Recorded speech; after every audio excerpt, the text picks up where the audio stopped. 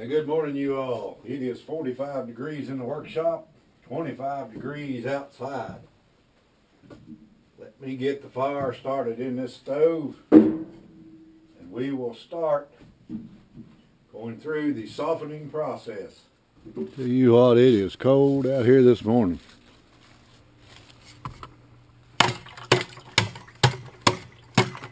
All right, folks, for you all who have racked your skin, racking it up on a, tied it up on a rack between the poles, you're going to need some type of stick to use to run up and down the skin, push it, and soften the skin.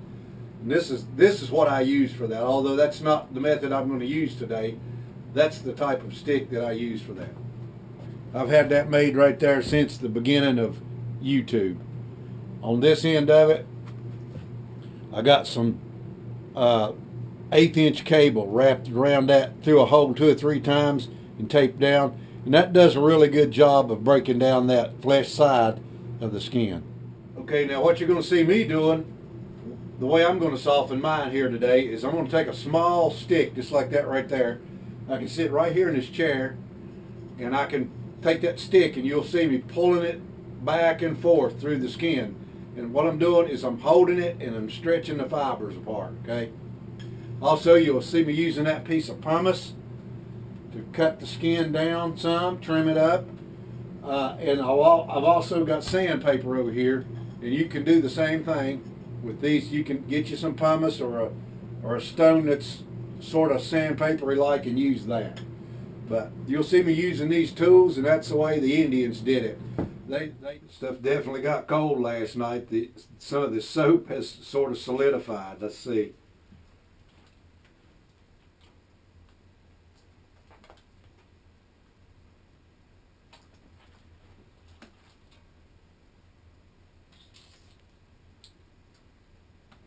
Yep, she's coming right on through the skin. That's what you're looking for.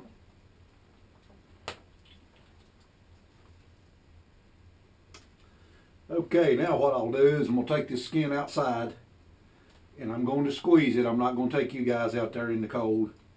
I'll take it out, I'll squeeze it again, and I'll bring it back in here, and then we'll start the process. All right, you all. At this point of the game, as soon as you bring that skin back from wringing it out and stretching it back out, if you got any holes in it that you want to sew up, so here's the bullet hole where the bullet came out.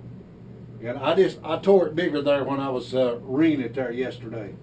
So if I wanted to sew the skin up, now's the time to do it.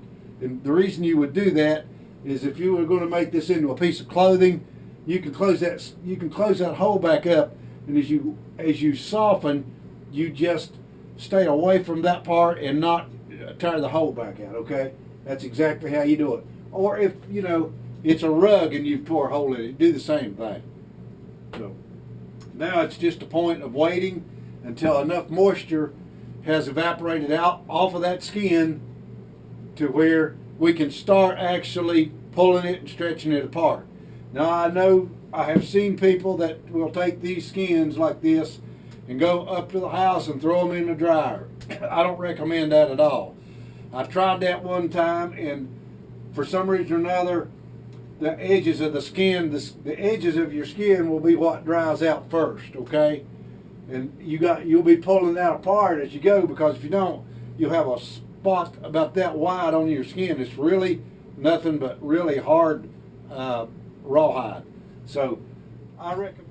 Now you'll notice that skin while it's hanging there, you'll see that dry looking spot, that tawny looking spot there coming in that skin. Where that skin's going to go back to leather on you.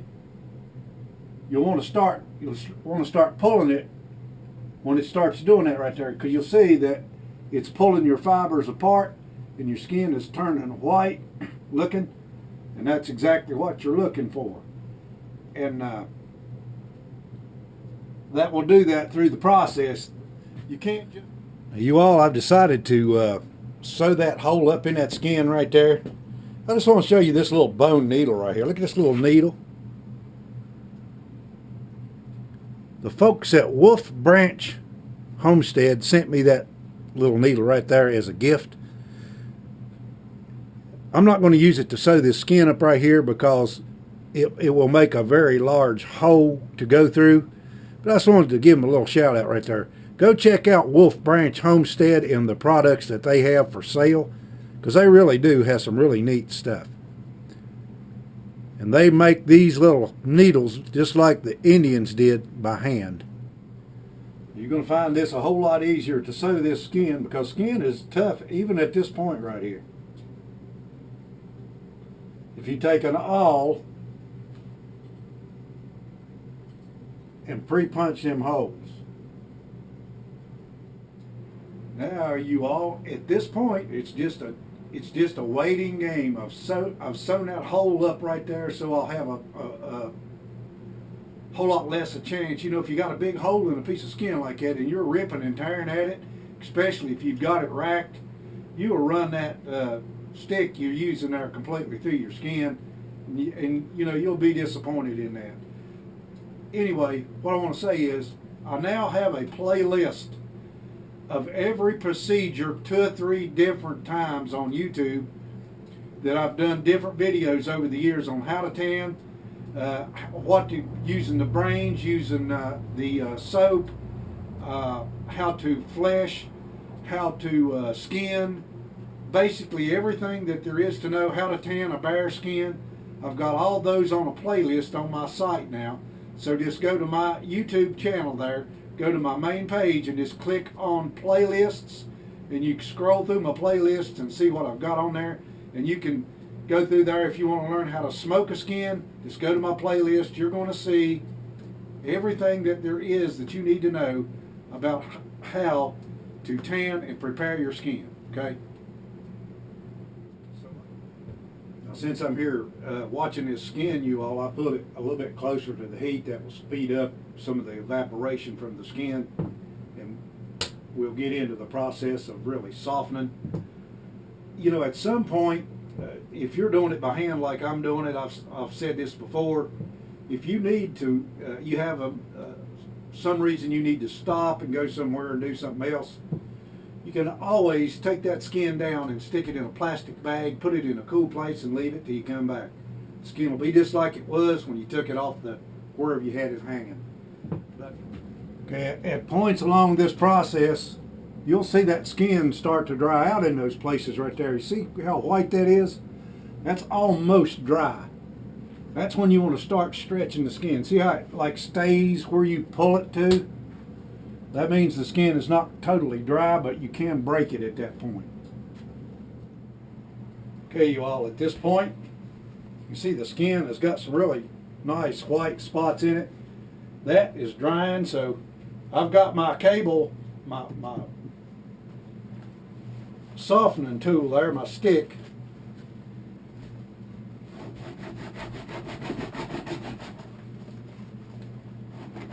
Good thing about them little cables is they separate as you do this. They simply sand that hide.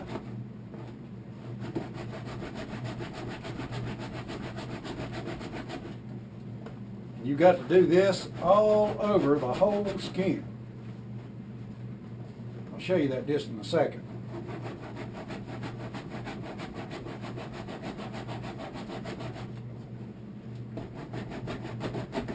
If you don't have a vise to do that with, just nail you a board up on the table or something. And as you do that, you'll see that the skin is going to start turning white, or on the back side, or it should start turning white, because it's getting soft and the water's leaving out of it real quick.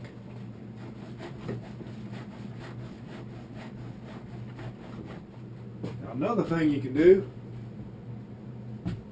if you've got something nailed up into the rafters of your barn here, or your shed, you do that number right there. Well, that skin is drying. You can stretch it and also polish. Just like that right there. All right, you all, so that your edges don't come out crispy on you really quick, just take you a blunt stick just like that right there, pull them. Pull them fibers apart.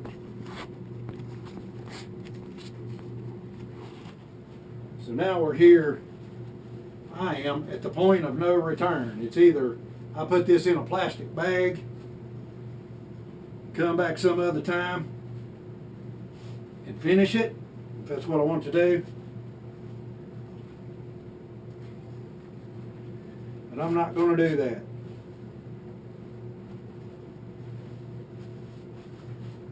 Stay right here with it until we get her tan, until we get her softened. Anyway, that's what it looks like. Okay, you all, here's what my deer skin turned out like.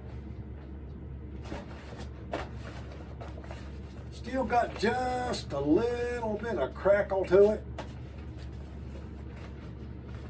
But I really think that this skin turned out really nice.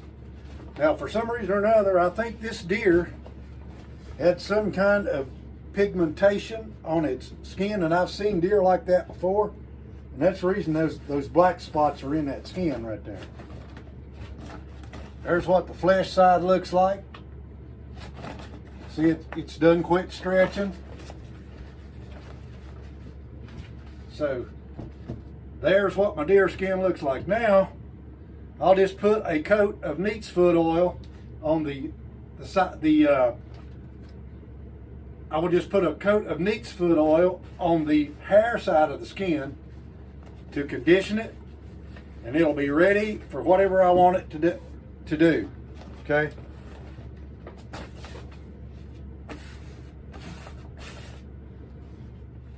Anyway, once again, God bless all of you, and thanks for watching Mike Reed Outdoors. Have a great day.